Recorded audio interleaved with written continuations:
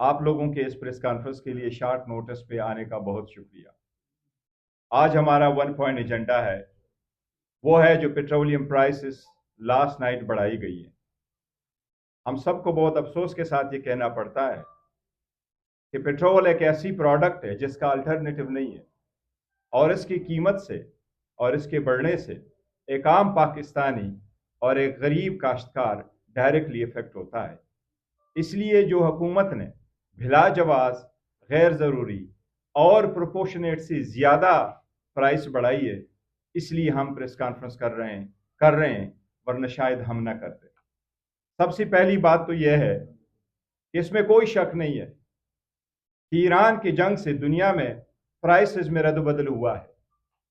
96 countries में price में रद्द-बदल हुआ है।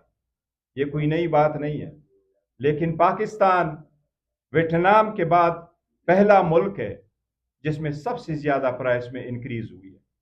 वियतनाम में 50% हुआ है। हम इवन नाइजीरिया से भी आगे गए। नाइजीरिया में प्राइसेस 35% बढ़ी है, जबकि लास्ट नाइट हमारे यहाँ प्राइसेस 42% और 54% बढ़ी है। हम दुनिया का पहला मुल्क बन गए, वियतनाम से भी आगे बढ़ गए डीजल की प्राइसें बढ़ाने में।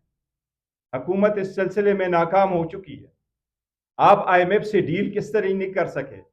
आईएमएफ के प्रोग्राम पे आप लेवी क्यों नहीं कम कर सके? पेट्रोलियम लेवी इस वक्त 160 रुपए है, आप उसको कम करते। अगर आप आईएमएफ के साथ डील करने में नाकाम रहे हैं तो फिर अवाम को सीधा साधा बताओ, मीडिएशन के नाम पे आप क्या कर रहे हैं? आप ईरान और अमेरिका के साथ ये सीज फायर कैसे करवा पाएंगे? और उस पर आपने एतमाद में लिया भी नहीं है पार्लियामान को। इस बात की जरूरत है कि हुकूमत कंसोलिडेशन नहीं कर सकी, कंजर्वेशन नहीं कर सकी, मोबिलिटी मैनेजमेंट नहीं कर सकी। ऑलरेडी आप कह चुके हैं कि 4 दिन हफ्ते में काम होगा। जूम की वजह से आप 50% वर्कलोड खत्म करा चुके हैं। फिर आपकी लास्ट मंथ में ऑयल मार्केटिंग कंपनी की सेल 19% क्यों ज्यादा हुई है उससे पहले वाले महीने में, जबकि सब कुछ बंद था? आप होर्डिंग, स्मगलिंग और वो लोग जो जखीरांदोजी कर रहे हैं, उनको आप नहीं रोक सके। आप अपनी शाखर्चियों की वजह से लेवी को नहीं कम कर रहे हैं, जबकि ये आप आवाम पे बर्डन पास ऑन करते हैं। मैं उनको कहूंगा कि श्रीलंका, अफगानिस्तान में भी 7% प्राइस बढ़ी है, जबकि आप 50% से आगे बढ़ गए। और सबसे पहले मैं उनको मिसाल दूंगा कि हमारे दुश्मनी सही, लेकिन हमारा पड़ोसी यहां मौजूद है, पड़ोसी मुल्क में, वहां उन्होंने अपने जो एक्साइज ड्यूटी लगी थी उसको 13 रुपए से 3 रुपए पे लेके आए, ताकि अवाम पे बर्डन पास ऑन ना कर सके। और मैं उनको वो भी मिसाल दूंगा अपनी पड़ोसी मुल्क का, जो मैं नाम उनका नहीं लेना चाहता, इतनी हमारे पास उनकी दुश्मनी के मैं नाम मुनासिब नहीं समझता। वो हमारा दुश्मन मुल्क, लेकिन वहां भी इस प्राइस का बर्डन ऑयल मार्केटिंग कंपनीज ने शोल्डर किया। वो ऑयल मार्केटिंग कंपनी जो हर मर्तबा ये प्राइस बढ़ा बढ़ा करके, ये कीमतें बढ़ा बढ़ा करके प्रॉफिट कमा रहे हैं, उस मुल्क ने ये किया कि हम ऑयल मार्केटिंग कंपनी भी इस बर्डन को शोल्डर करेंगे। उन्होंने भी कुछ प्राइसेस अपने जिम्मे ले ली, लेकिन अवाम को पास ऑन नहीं किया। आपने अवाम के एक ऑर्डिनरी बंदे पे, आपने इस मरतबा वजीर आजम साहब को मैं डायरेक्टली कहता हूं कि आपने 3 मरतबा अवाम को एड्रेस करके, उनका हमदर्द बन के, आपने उनके मुबारकबादें लेके आपने अवाम के साथ धोखा किया, क्योंकि आप उसको हर मरतबा आप वाइंड अप कराते थे और एक गो में आपने प्राइस ज्यादा बढ़ाई। आपने अवाम के साथ धोखा किया। ये साथ जो आप सब्सिडी दे रहे, इस वक्त पाकिस्तान भर में केपीके में तकरीबन 14 लाख की बाइक्स है, पूरे पाकिस्तान में तकरीबन 2.5 मिलियन के हैं, ज्यादा है 25 या समथिंग। इस पे अगर आप देंगे सब्सिडी, आप ट्रैक्टर को कहते हैं हम सब्सिडी देंगे, आपने मिसयूज के लिए, करप्शन के लिए एक और रास्ता निकाला। बेनजीर इनकम सपोर्ट में पैसे जाते रहे, लेकिन ट्रांसपेरेंसी न होने की वजह से आपने देखा कि 700 अरब रुपए तो स्पेंड हो गए, लेकिन बहावल नगर में एक औरत भूख की वजह से मर गई। कभी रमजान में पैकेजेस पे, कभी इन पैकेजेस पे आप लोगों को पैसे देंगे, ये पैसे उन लोगों की जेबों में नहीं जाएगा जो असल में हकदार है, जो चला रहे हैं, जिनकी बिजनेस जिसको जरूरत है। ये पता नहीं ये कहाँ पैसे कहाँ जाएंगे, पर्स जो सरकार के पर्स से ये पैसे निकलेंगे। आप अगर इस लवाम को कह रहे कि मैंने इस्लामाबाद और पंजाब में ट्रांसपोर्ट फ्री की है, ये पैसे कहाँ से फिर आ रहे हैं? अगर ऐसे ही करना था तो आवाम को समझाएं कि आपने प्राइस कैसे बढ़ाई है। आपने बेतहाशा प्राइस बढ़ाई है जिसकी मिसाल पूरी दुनिया में नहीं मिलती। और ये वक्त है, हम अपील करेंगे पूरी मुस्लिम दुनिया को कि ये वक्त है, इस जो जितना जंग जारी रहेगा इसका भी इम्पैक्ट होगा। हम पूरी दुनिया से भी अपील करेंगे कि इस जंग को रोका जाए। और पेट्रोलियम की प्राइसेस पे मजीद जो डिटेल बहस है वो इंशाल्लाह ताला आपके साथ ये तैमूर जगड़ा साहब इंशाल्लाह ताला उस पर आपसे डिटेल बात करेंगे।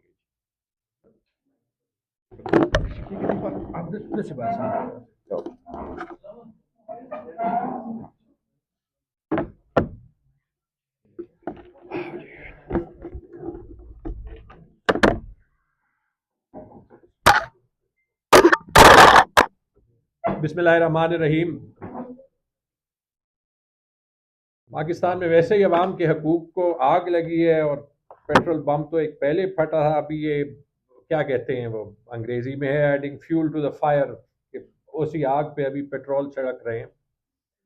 और मुझे लगता है कि ये सिलसिला अनफॉर्चुनेटली आगे जाएगा, क्योंकि इस हुकूमत के 4 साला रिकॉर्ड ने ये साबित कर दिया कि 4 साल में इन्होंने मईशत में एक धेले का काम नहीं।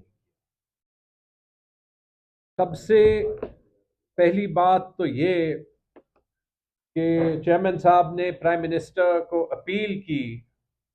तो पहली बात ये नहीं समझ आती कि जब कीमत होल्ड करनी हो तो प्राइम मिनिस्टर साहब खुद टीवी पे आते हैं, जब कीमत बढ़ती हो तो वो नीचे अपने मिनिस्टर्स को भेज देते हैं खुशखबरी देने के लिए। ये कहाँ का लीडरशिप का असूल है? अगर कोई स्ट्रैटेजी है, अगर ये इतना कोई जरूरी फैसला है, तो प्राइम मिनिस्टर साहब खुद आके क्यों अवाम को क्यों नहीं समझाते कि वो क्यों कर रहे हैं? देखें, ये याद रखें, कुछ फैक्ट्स आपके सामने रखते हैं गौर साहब की बात को बढ़ाते हुए। कल रात का जो ये पेट्रोल बॉम्ब था और डीजल बॉम्ब था, ये पाकिस्तान की तारीख का एक दिन का सबसे बड़ा इंक्रीज है। एक दिन में पेट्रोल की कीमत जो है वो 321 से 458 रुपए, 137 रुपए बढ़ी है। एक दिन में डीजल की कीमत 335 से 520 रुपए, 185 रुपए बढ़ी है। आपको याद है, यहीं पे हम बैठे होते थे मार्च अप्रैल 2022 में, मैंने वो कीमतें आज सुबह निकाली। पेट्रोल की कीमत थी 139 रुपए, डीजल की कीमत थी 134 रुपए। लाहौर से वो सब्ज बस आ रहा था, उसमें शहबाज शरीफ, मरियम नवाज, उस पर महंगाई मुकाओ, महंगाई मार। 139 और 134 रुपए की कीमतों पे आज एक दिन में वो कीमतें छोड़े, इजाफा उन कीमतों से ज्यादा है।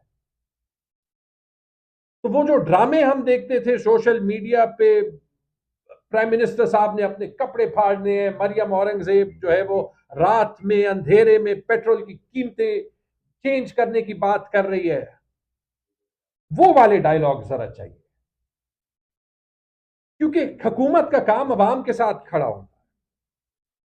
तो मेहरबानी करें, जरा वो वाले डायलॉग्स इनको कहें कि खुद ही जो है वो लगाएं, क्योंकि फर्क जो है वो साफ जाहिर है। वो जो फरवरी मार्च 2022 का माहौल था, मैं आपको कहता हूं कि खान साहब डील कैसे करते थे। हमारी मीटिंग आफ्टर मीटिंग हुई, हम एज टेक्नोक्रेट्स खान साहब को समझाने की कोशिश करते थे कि देखें, आलमी मंडी में कीमतें जो है वो ऐसी हैं तो कीमतें बढ़ानी है। इमरान खान साहब का एक ही पुश होता था, और वो पुश ये होता था कि हुकूमत ने किसी तरीके से अवाम को रिलीफ देनी है। ये सारे ऑप्शंस हम एक्सप्लोर किए। मोटरसाइकिल वालों को सब्सिडी दें, 2 कीमतें चला सकते या नहीं चला सकते, पैसे कहां से आएंगे। खान साहब ने जो है वो हमें कहा एज सूबाई मिनिस्टर्स कि आप लोगों को कंट्रीब्यूट करना पड़ेगा।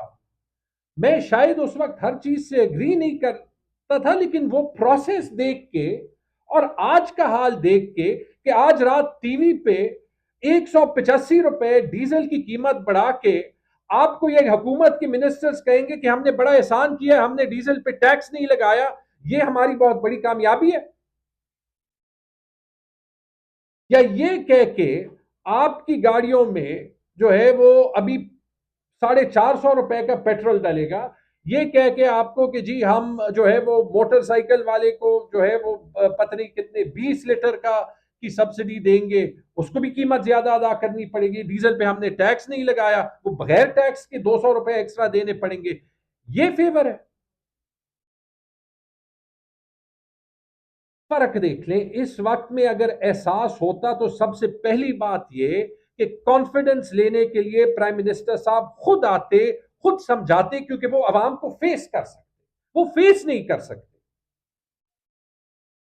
यही होती है एक क्रेडिबल गवर्नमेंट, एक जायज गवर्नमेंट और एक फॉर्म 47 की गवर्नमेंट का फर्क।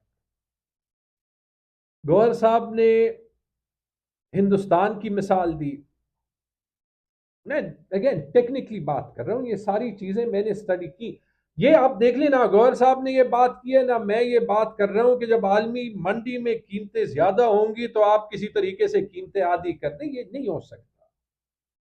लेकिन हुकूमत ने इसमें अपना रिकॉर्ड जो है उसका बेड़ा गर्क खुद किया है।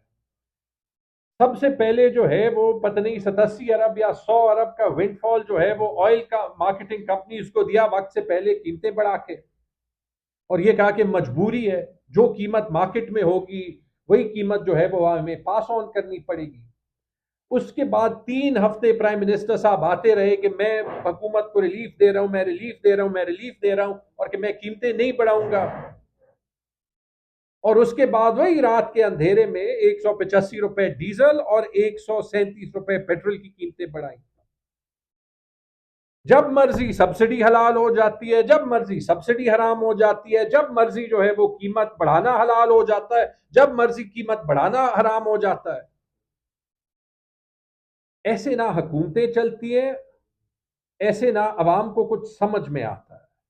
और इसीलिए ये जो अभी आप पैनिक में स्टेप्स देख रहे हैं कि यहाँ पे एक हफ्ता जो है वो पब्लिक ट्रांसपोर्ट पे जो बीआरटी पे जाएगा उसको जो है वो कीमत नहीं देनी पड़ेगी, बड़ी अच्छी बात है। लेकिन जो आपने डिजास्टर अभी बोया है ये उसको सॉल्व नहीं करता। मैं दुनिया की बात कर रहा था, ये हकीकत है कि अगर आप कुछ और मुल्क देख लें जो जो जो हम ऐसे हालात में कंपेयर कर सकते हैं अपने आप को, तो उन वहां पे कीमतें देख लें, पाकिस्तान में कीमतें देख लें। पाकिस्तान में पेट्रोल जो है वो 458 रुपए पाकिस्तानी। केनिया में जो $1.64 हो गया, केनिया में $1.37 हो गया, यानी 400 रुपए से कम। बांग्लादेश में $1 हो गया, यानी 280 रुपए पाकिस्तानी। भारत में वहां पे हर शहर में अपना रेट होता है, कहीं पे 280 रुपए है पाकिस्तानी, कहीं पे 290 रुपए, कहीं पे 300 रुपए, कहीं पे 310 रुपए। श्रीलंका जहां पे फी का सामदन पाकिस्तान से डबल है, वहां पे 455 रुपए है, तकरीबन पाकिस्तान से बराबर, लेकिन तब भी 3 रुपए सस्ता। जाते जाएं, टर्की में पाकिस्तान से सस्ता, चाइना में सस्ता, थाईलैंड में सस्ता। ये सारे वो ममालिक हैं जो मिडिल ईस्ट के क्राइसिस से मुतासर हो रहे हैं। अफगानिस्तान में पाकिस्तान से सस्ता। और फिर ये भी देख लें कि ये बहुत से ममालिक हैं, और ये उस बात को डिस्ट्रॉय करता है, हुकूमत के इस दावे को तबाह करता है कि उन्होंने मईशत पे कुछ काम किया है, कि बेसिकली वो जो कर रहे हैं वो सिर्फ कीमत नहीं पास ऑन कर रहे हैं, वो कीमत के साथ टैक्स बढ़ा रहे हैं। आज पेट्रोल पे जो 160 रुपए पेट्रोलियम लेवी है, ये तारीख में कभी नहीं हुआ, बल्कि जब से ईरान की जंग शुरू हुई है आप समझेंगे कि पेट्रोल पे लेवी जो है वो कम होगी, वो 80 रुपए से बढ़ के 160 रुपए होगी। और सिर्फ वो टैक्स तो नहीं है, उसके बाद जो है वो 24 रुपए कस्टम ड्यूटी है। और वो भी छोड़े, वो भी नहीं खत्म किया जो ₹2.5 क्लाइमेट लेवी लेते हैं कि पेट्रोल गंदा है और जो है वो आपको साफ पेट्रोल इस्तेमाल करना चाहिए, उसके लिए पेट्रोल और डीजल पे ₹2.5 टैक्स है, क्लाइमेट लेवी। लेकिन अगर क्लाइमेट लेवी लेना है तो जो हाई ऑक्टेन पेट्रोल है, जो साफ पेट्रोल होता है, उस पर तो टैक्स आपने ₹100 से ₹300 बढ़ा दिया। तो आप क्लाइमेट लेवी किस बात की ले रहे हैं? ₹2.5 है, लेकिन कोई अकल नहीं समझ आ रही और ना वो ये चीज देखते, फर्क देखें। गौर साहब ने ठीक कहा, इंडिया में पेट्रोल पे टैक्स था ₹10 30 पाकिस्तानी रुपए, वो कम करके ₹3 तकरीबन 9 पाकिस्तानी रुपए कर दिया। ऑस्ट्रेलिया ने अपना फ्यूल एक्साइज टैक्स आधा कर दिया 3 महीनों के लिए। स्पेन ने जो है वो €5 अरब का प्लान जो है वो डाला है कि फ्यूल पे जीएसटी या वैट जो है वो कम हो, 30 सेंट, यानी तकरीबन ₹90 का वहां पे उन्होंने पेट्रोल कम किया इस क्राइसिस में। कोरिया ने अपना फ्यूल टैक्स 15% कम किया है। वियतनाम ने कस्टम ड्यूटी जो है वो कम की है। ब्राजील ने वफाकी टैक्स पेट्रोल पे 0 कर दिए। इटली, पोर्चुगल ने फ्यूल पे टैक्स जो है वो कम किए। आयरलैंड ने फ्यूल पे टैक्स कम किए। तो बहुत से ममालिक ने जो है वो टैक्सेस या फ्यूल की कीमतें बढ़ाई है। लेकिन अगर आपकी मईशत पे कुछ काम होता तो हुकूमत के पास ये कैपेसिटी होती कि वो ऐसे वक्त में पेट्रोल पे टैक्स डबल ना करता। और वो जो आपको कहेंगे कि हम एहसान कर रहे हैं, डीजल पे टैक्स नहीं बढ़ा रहे, तो तब जो है बात मानी जाती जब पेट्रोल पे टैक्स चले कम ना करते, कांस्टेंट तो रखते। वो डीजल वाला टैक्स पेट्रोल की गाड़ी, पेट्रोल की मोटरसाइकिल चलाने वालों पे डाल दिया। और ये कम इसलिए नहीं कर सकते क्योंकि एफबीआर ने आज तक 8 महीनों में अपने रिवाइज टैक्स टारगेट से ₹600 अरब कम करे। ये कम इसलिए नहीं कर सकते कि प्राइम मिनिस्टर हाउस के खर्चे कम होने के बजाय बढ़े। ये कम इसलिए नहीं कर सकते कि प्रेसिडेंट हाउस के खर्चे जो है वो कम होने के बजाय बढ़े। ये कम इसलिए नहीं कर सकते कि सेनेट चेयरमैन के लिए 4500 सीसी की गाड़ी आएगी। ये कम इसलिए नहीं कर सकते कि पूरी दुनिया में सिर्फ एक ही चीफ मिनिस्टर, एक ही गवर्नर है जिसके पास एक गल्फ स्ट्रीम G550 जेट है। वो कौन से मुल्क में है? पाकिस्तान। जब वो खर्चे करने हैं तो फिर बेल्ट टाइटनिंग हमने करनी होगी ना। बेल्ट टाइटनिंग वो तो नहीं करेगा जिसने अपने लिए गल्फ स्ट्रीम G550 जेट लिया है, जिस चीफ मिनिस्टर ने लिया है। ये बात भी गौर साहब ने बिल्कुल ठीक की कि सब्सिडीज को हम जरूर वेलकम करते हैं, लेकिन ये सब्सिडीज ट्राई नहीं हुई। ये सब्सिडीज बहुत बड़ी रिस्क के साथ आती हैं। वो रिस्क यही है